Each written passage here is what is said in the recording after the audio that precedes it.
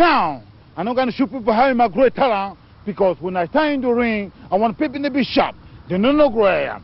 Many people, they say maybe they don't finish. You just tell it, and maybe nobody finish, and maybe it's still going, and maybe coming back. But I feel like let's ring, that's wrong. And maybe it's still going, and maybe coming back. I'm the best. I'm the best. I'm the greatest. Il continue de s'entraîner tous les jours comme si le temps s'était arrêté pour lui. L'enfant de Douala crie à qui veut l'entendre qu'il n'est pas un boxeur fini. Alors il attend qu'on lui propose un adversaire crédible, car le lion indomptable est réellement blessé.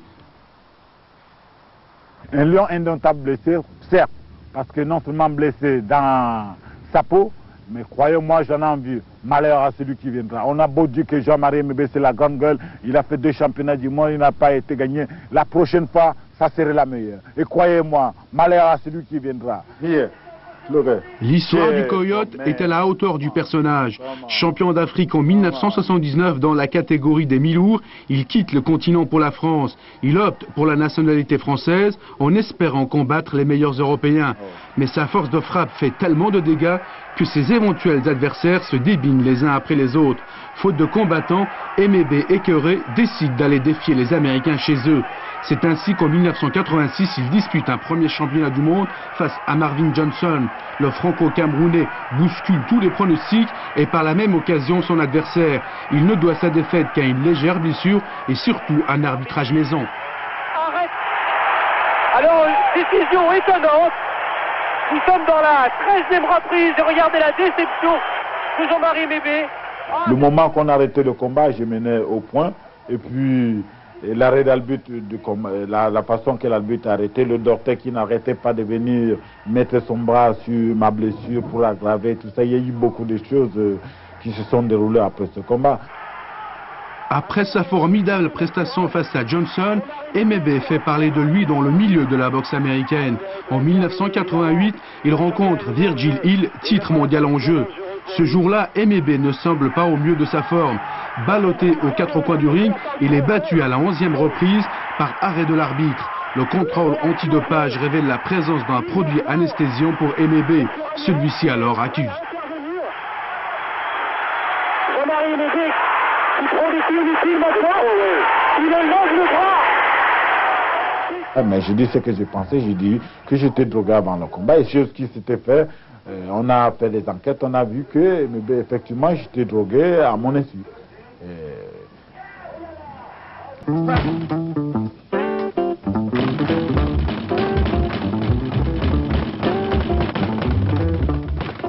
C'est dans une salle parisienne que le Coyote prépare son retour. Entraînement quotidien au milieu de jeunes boxeurs. Mébé ne désespère pas à remonter sur le ring, mais pas à n'importe quel prix. Un entraîneur et un promoteur misent sur lui, mais il lui faudra trouver un adversaire. Jean-Marie Mébé, en ce moment, il est en pleine forme. Et la vérité, j'avais dit même à M. Restou, président de la fédération, qu'il nous donne des adversaires valables, tels que Kyozo ou Nicoletta. Il dit pour leur prouver que vous leur donnez des championnats du monde à ces gens-là, et qu'à nous, vous n'aviez pas voulu nous donner la licence. Il voulait qu'on boxe sans licence. Mais boxer sans licence, c'est moi le responsable.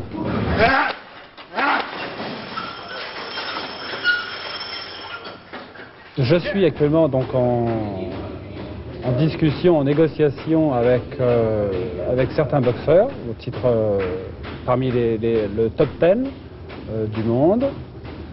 J'espère arriver effectivement à lui faire rencontrer un des 10 meilleurs mondiaux très prochainement. Quelles sont les qualités que vous lui connaissez? C'est un garçon extrêmement sérieux, qui aime la boxe, qui aime boxer, qui ne boxe pas comme il le voudrait, parce qu'il ne rencontre pas les boxeurs qu'il devrait rencontrer. C'est un peu le problème d'ailleurs en France, où on fait un peu du slalom avec certains boxeurs.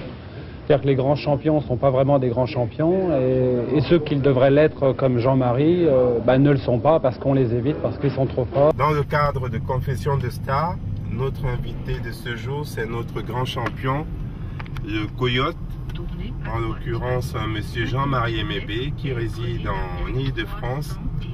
Et nous avons le plaisir d'aller chez lui. Il va nous faire assister à une de ses séances d'entraînement. Il reste très solide.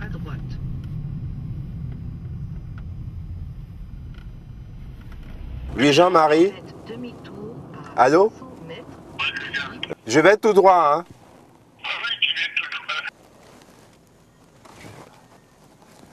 Donc, on a du mal à trouver l'appartement de M. Jean-Marie Mébé, notre champion. Le GPS nous fait tourner en rond. Il se propose de nous retrouver devant Midas. Donc, on va faire un grand tour et on va l'attendre devant Midas. La particularité de ce grand champion, c'est qu'il a été plusieurs fois champion d'Afrique. Il a représenté dignement les couleurs de notre cher pays. Il continue d'ailleurs. Il a combattu dans le monde entier. Et on aura le plaisir de l'écouter nous parler de ses combats. Je vais faire un grand tour et on va l'attendre à Midas. Tournez à droite à 300 mètres.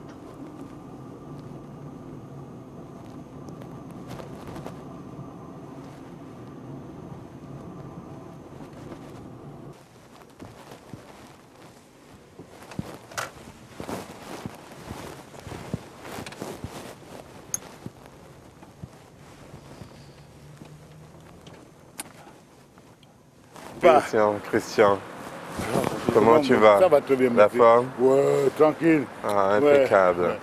Ici, j'habitais ici avant. Donc là, on est avec le grand champion qui va s'entraîner. Vous avez l'habitude de courir ensemble alors? Toujours. Eh ben, de toute façon, on court des fois avec 4-5 ans. Bon, comme de la musique, quand je prépare le match. Des fois, je cours tout seul. Ça dépend quel match ça dépend. Des fois en groupe, des fois avec ici. Et d'habitude, vous faites combien d'heures à peu près? Oh là, moi le matin, j'ai fait 1h15, 1h30, ça dépend. Hein. Ça dépend de quel match je prépare, ça dépend des itinéraires. D'ailleurs, vous allez voir comment je m'entraîne. Et ça dure des... Oh là, ça fait combien des années? 30 poussières, des années. Tous les matins, même les plus vieux, les plus petits me connaissent par ici. Hein. Ah ouais, si je ne fais pas ça, ça a fabriqué quand même... pas mal de petits trucs sur moi, c'est qu'on appelle, pas la morphine, l'endorphine. Là, si tu ne fais pas le sport, c'est que j'ai envie de montrer aux jeunes que le sport, ça fait du bien. Et moi, j'ai eu l'occasion d'ailleurs de rencontrer, à l'époque, dans les années 76, de rencontrer notre grand patron au stade Amadou Ahidjo, quand il venait courir avec, il garait sa voiture Monsieur comme ça. le président Paul Biya? Ben oui, monsieur, en 76, je me rappelle très bien les souvenirs, quoi, les beaux souvenirs. Ah bon?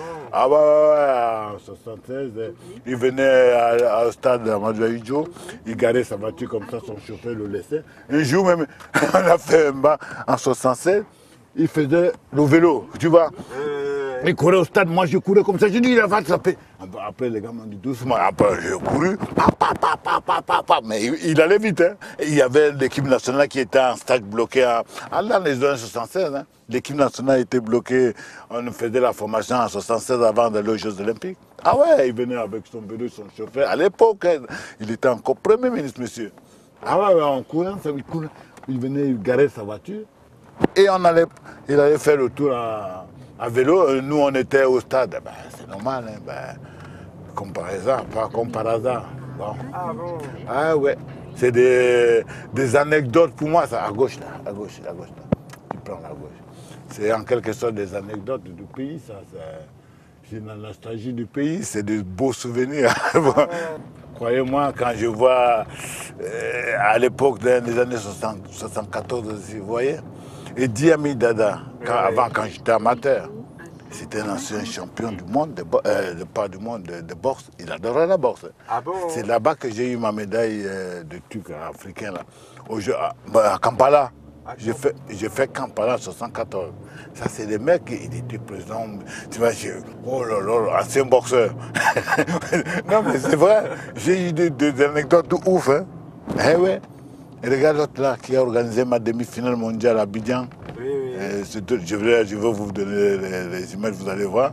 Ouais. C'était le président au fait. Ah, le président au fait. Ouh, il adore la boxe, lui. Ah bon? C'est lui qui a organisé ma demi-finale à Abidjan. Vous allez voir, je vais vous passer les images, vous allez les voir. Ouais, bah voilà, c'est par là que moi, tous les matins, on va courir avec les gars. Des fois, je peux avec mes copains. Des fois, on court ici à pied, on arrive là-bas, il y a un grand parc ici, le petit parc ici, le grand là-bas. D'ailleurs, ça se voit là, vous allez voir d'ailleurs. Ça, c'est mon trajet que je fais souvent. Vous voyez, là, il y a le bus là, où passe le bus là. On va le prendre là, à gauche là, il y a un grand, le petit parc là. Il y a un grand, encore plus grand là. Tu peux faire 1 heure, 2 heures là.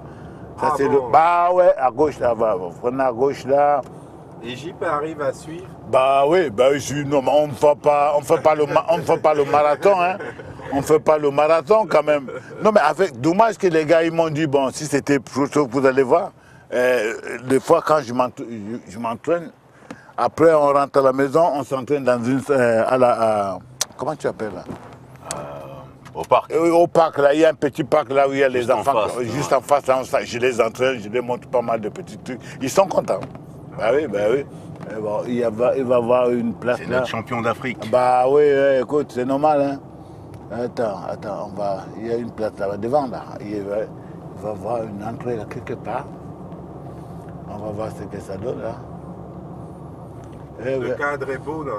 Ouais, bah oui, ici là, tu peux courir. Des fois, quand ça me prend dans la tête, je cours 5 h du matin, 6 h par ici là. Ah bon? Bah oui, je vais tourner loin là-bas. Bah, je connais ici par cœur. Voilà. Tu peux rentrer là. Ah, là. Bah oui, il y a un parc là. Ah non, c'est pas n'importe quoi. C'est Jean-Marie. Bah non, non, mais bon. S'il veut un chaos, s'il veut un uppercut. Non, on ne sait jamais, vous savez, des voleurs, hein, et ils s'en foutent, hein, mais bon. Les gars. Mais ils n'ont pas intérêt à tomber entre tes mains par contre. Non, mais bon, tu sais, des fois, ils sont un peu chelous, les gars. Ils ne vont pas savoir quand tu gardes comme ça, ils ne savent pas même pas à qui ça appartient la voiture. Non, mais on va tout. Il n'y a plus de place là, tu gardes tranquille. Matin, voilà mes collègues quand je cours avec. Regardez là, regardez. Vous voyez, ça c'est le parcours qu'on fait tous les matins. Là, on va courir, on va essayer de faire. Des fois, je fais 1h20, 1h30, ça dépend de mon trajet de fin, ça dépend de la préparation que je fais. Après, je rentre à la maison, on peut faire le sport, mais il y a aussi être sérieux sur ce qu'on veut faire. Donc, se donner un but que je vais faire ça, sans toutefois essayer de mélanger les choses, aller ici, les filles, aller dans le fumer, non. Ça, là, ce n'est pas le sport. Il ne faut pas mélanger les deux choses. Il y a le plaisir après c'est le sport. Moi, je l'ai fait, je vous dis, j'ai commencé en 1950 combien, bon, ça fait combien, 30 ans. Donc, c'est ça que j'ai envie de dire. Et quand on te voit, tu es toujours en pleine forme. Oui, je m'entraîne. Je ne suis pas sûr que Jean-Paul pourra suivre. Non, il me suit. Il me suit au quartier. Oh là. Ah bon. Ça fait. Ça fait non, mais je sais vous taquiner. C'est les gars ici. Bon, dommage aujourd'hui parce que bon, c'est un peu tard. Le temps n'est pas terrible. Mais ça, c'est pas le beau temps du pays. Hein. Ah ben non, ça te manque ça. C'est pas le beau temps du pays là. C'est normal. C'est normal. Non mais ici souvent, moi j'ai fait des fois le matin, oh champion, on va courir. Les gars ils viennent me réveiller à la maison. C'est normal. Après on fait notre petit footing. Tac. Ah ouais, ils sont contents. Ils sont fiers aussi. Oh bah voilà. Ils savent avec qui ils courent. Moi toujours avec JP. Les gars de quartier, les Dieu me disent, qu'est-ce que vous faites là? Mais monsieur, on s'entraîne. Oh là. Parce que je l'ai montré comment. Mais je dis, hey, toi, vous avez quel âge, monsieur? Non, mais là, je ne parle pas. Il n'a rien compris encore. Mais à votre âge, je dis, bon, laisse tomber. Je ne me fends pas la tête avec ça. Non, pas, non, ça va. Hein.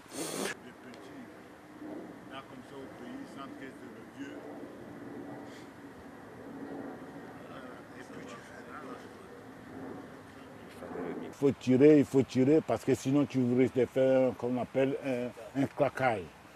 Si tu fais un claquage, c'est pas bon. Il faut d'abord mettre les jambes en... C'est le plus important d'abord ça. Après, des fois,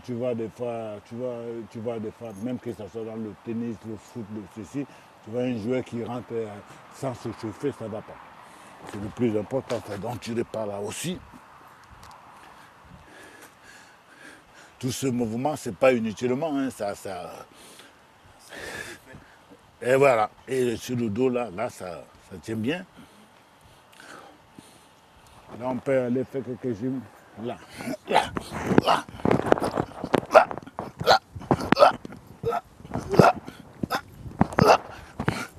Moi, tous les matins, si je ne fais pas ça quand je suis de repos, mon pote, ça ne va pas. De toute façon, le sport, ça fait que du bien. Que du bien. Là, tu peux départir par là. Hop. Hop. Hop. Hop. Hop.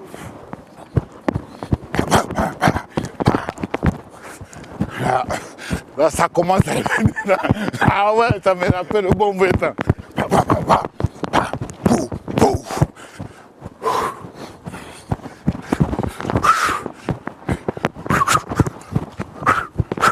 Parce que les gens parlent, mais ils croient qu'on ne devient pas champion du jour au matin. C'est de l'entraînement. Moi, je ne peux pas m'en passer de ça. Donc là, vous allez vivre en direct les entraînements de notre champion, Jean-Marie Mébé.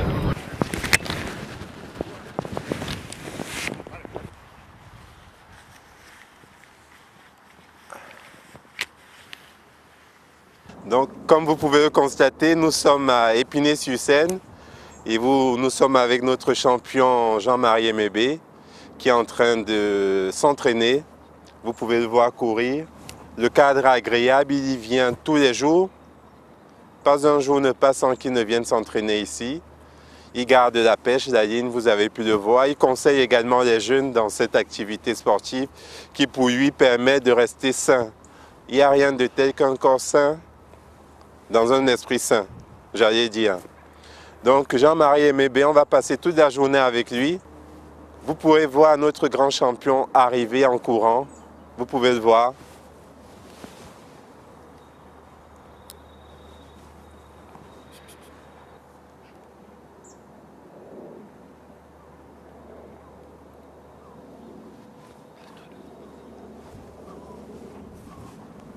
Vous pouvez voir le grand champion. Les voilà.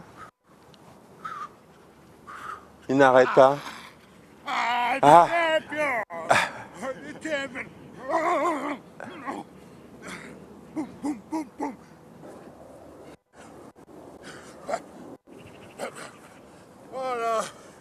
Ah ouais, non, ça c'est... Et quel effet ça te fait quand tu fais ça? Comment tu te sens? Oh, je sais pas. J'ai envie de remonter, de boxer. Ah bon? Mais bah, malheureusement, le temps. Ouais. On ne peut rien faire, mais qu'est-ce que vous voulez? C'est la vie. C'est ça qui me donne cette adrénaline. C'est ça qui me fait. Des fois, je me dis, oh, j'ai envie de partir chez moi. Ah bon? Donner cette expérience aux jeunes. Ouais. Les jeunes ne tombent pas dans la drogue, l'alcool, l'alcool, tout ça. Le sport, c'est un plus. Ça fait du bien dans la vie. Vous comprenez? Ça, c'est le message que j'ai envie de transmettre aux jeunes qui devraient arriver.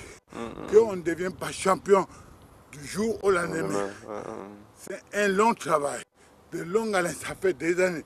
Il faut travailler, s'entraîner, très sérieux. C'est là qu'on devient champion.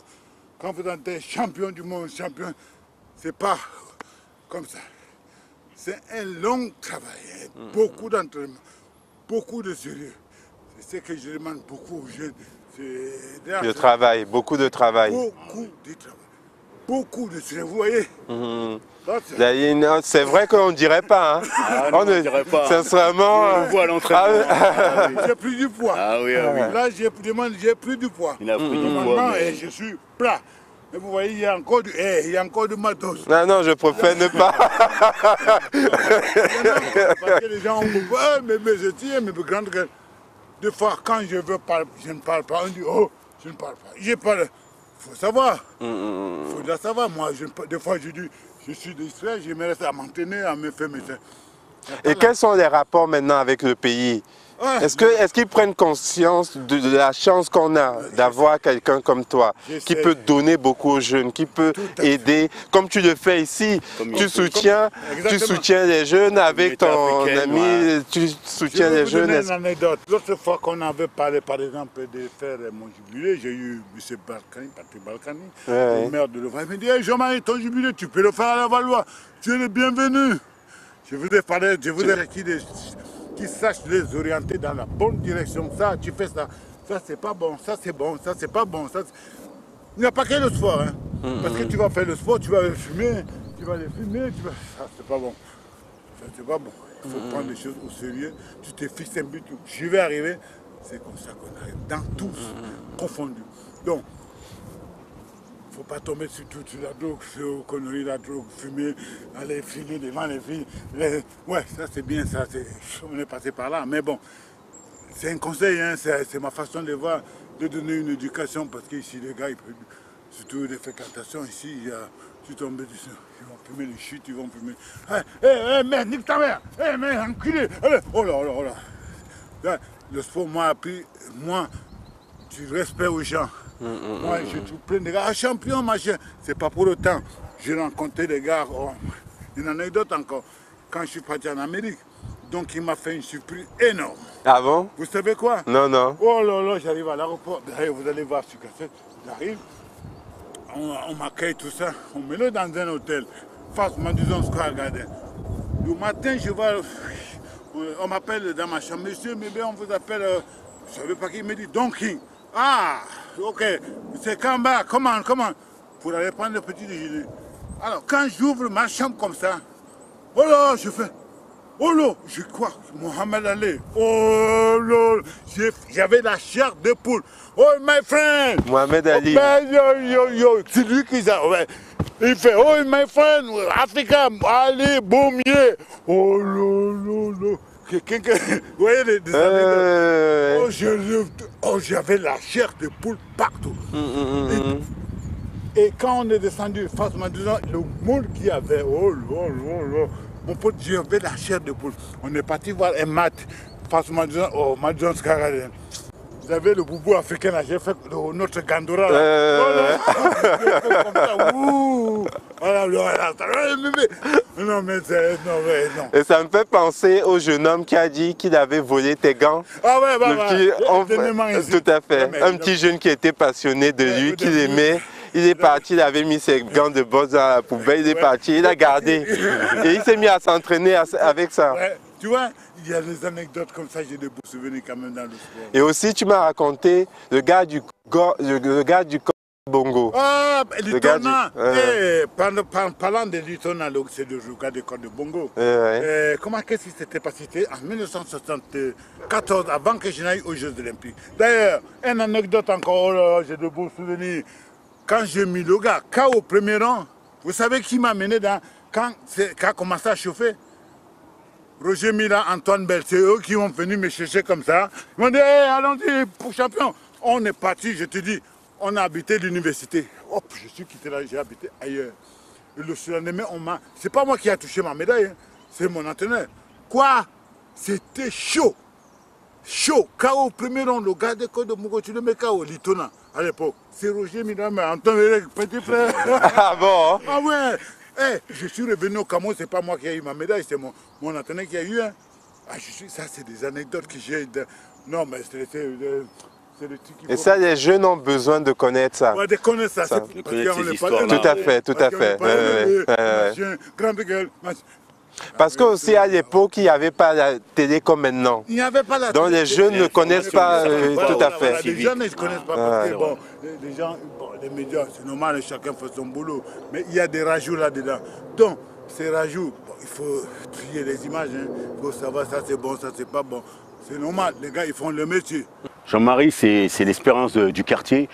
Tous les jeunes ne songent que par lui parce que par rapport au sport, on voit son expérience. On voudrait tous arriver à son âge, à ce niveau-là. Et à partir de là, quand on s'entraîne avec lui, on court avec lui. C'est un peu de MB qu'on prend. Et toute la jeunesse africaine devrait fonctionner de la même façon. Le voir comme une étoile et voir comme une expérience qu'on devrait tous prendre. Parce qu'il est très correct, hein, très respectueux, hein, et il nous entraîne hein, sans relâche. Et par rapport à ça, on ressort tous grandis. Donc voilà, vous nous avez vu nous entraîner et encore, il n'y a pas tout le monde. Ils étaient fatigués un peu, bon. Mais vous allez les voir, peut-être si on a la chance, avec notre grand. Et quand le coach est là, tout le monde est au pas, tout le monde marche au pas. Ah oui, personne ne veut s'y frotter, parce qu'il a des poings d'acier. Ah oui. Je crois que le vieux est mort. Il n'est pas mort. En fait, c'est une façon de dire. Hein, ça, parce que les gens ont tendance à dire qu'est-ce qui est MB? Moi, je suis tombé. Oh! MB est back. Attends, tiens un peu encore. MB is back. Tiens, s'il te plaît. MB coming back. MB is back. But I fly the swing. That's wrong. Come on.